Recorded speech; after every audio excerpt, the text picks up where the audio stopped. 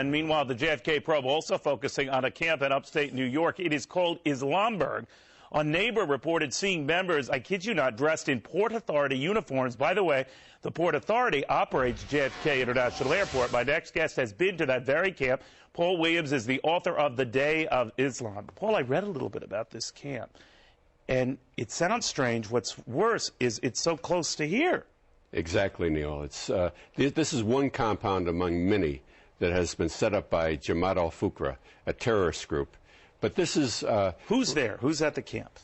At the camp right now, if you go into the camp, there's a sentry there. And if you try to drive past the sentry, people will start coming out of these really shanties and trailers. But right now, I would say at least 100 people are there. Okay, these are images, I guess, you and your folks gathered from the camp. Now, it's an, how would you describe it? A Muslim enclave, or how would you describe it? It's not a Muslim enclave, and it's certainly not a Muslim counterpart to a Benedictine monastery or Carmelite convent. Well, those are peaceful compounds. Yes. This is not because people have heard weaponry going on. Exactly. This is where they're training for the jihad. This is where they're training people to cut our throats. How do you know that? I was up there, and on the far east perimeter, you can see buses, like school buses and vehicles that are riddled with bullet marks. Okay, so who's going there? Who's there? They're all African Americans. Most of them, 70% of them, from my understanding, have been recruited from the prison system. And they go directly from the, this is what makes it so weird, they're recruited from the prison system, they go to camps like Islamberg, and they fire weapons. All right, so when you stood by that Islamberg sign, is that as far as you could physically get, or how far did you get into the compound before they...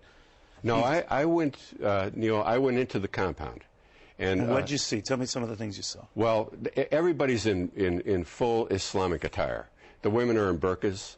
The men are wearing skull caps and white gowns.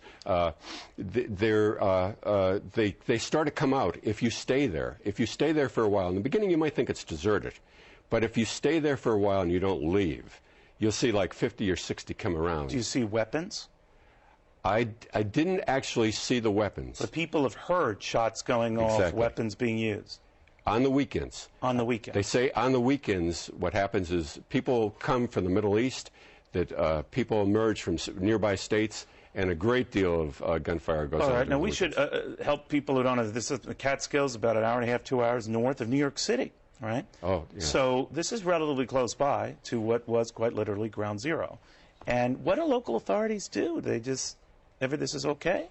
Well, what happened is members of the FBI and I understand members of the state police went to Islamberg because of so many complaints.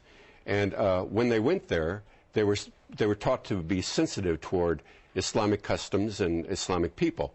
So rather than investigate the entire situation, I have the photographs for this too, they attended a picnic. They attended a picnic? Yes.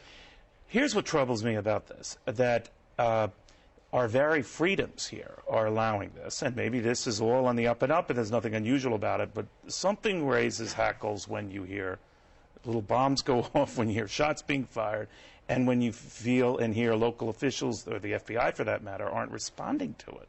It's even worse than that. Remember, Jamaat Al-Fuqra is a group that was responsible in part for the 1993 bombing of the World Trade Center.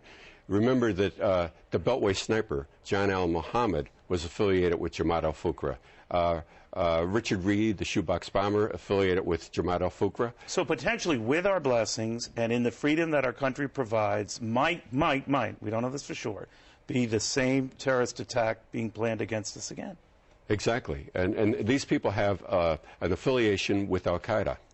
Incredible. All right, we're going to be on this, but Paul Williams, thank you very, very